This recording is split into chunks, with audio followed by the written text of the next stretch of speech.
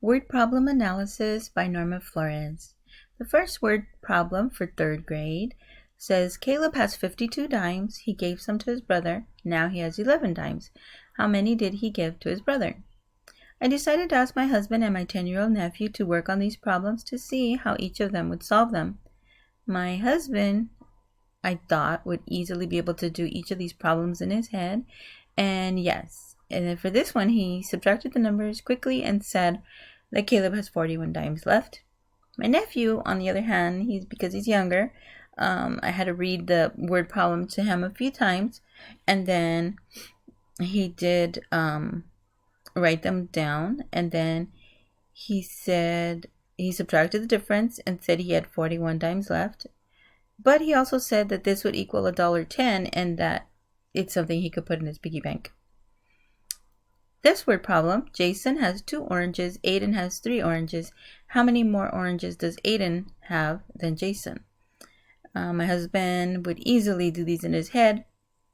He laughed, thought about them in his head, and said he has 1 more. My nephew would probably write them down. He did. He put J equals 2, A equals 3, then 3 minus 2 equals 1. He laughed and said 1 more. How many wheels do 3 cars have? I think my husband would say 12 quickly and keep watching football.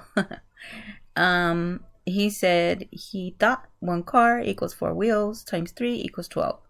My nephew would want to write these down to add or multiply. And my nephew quickly said 12. He said he thought 4 times 3 equals 12. And the last word problem, a pen costs $7. How many pens could you buy for $49? My husband quickly would say 7. And yes, my husband said I'm making him remember his multiplication tables and said 7 times 7 equals 49.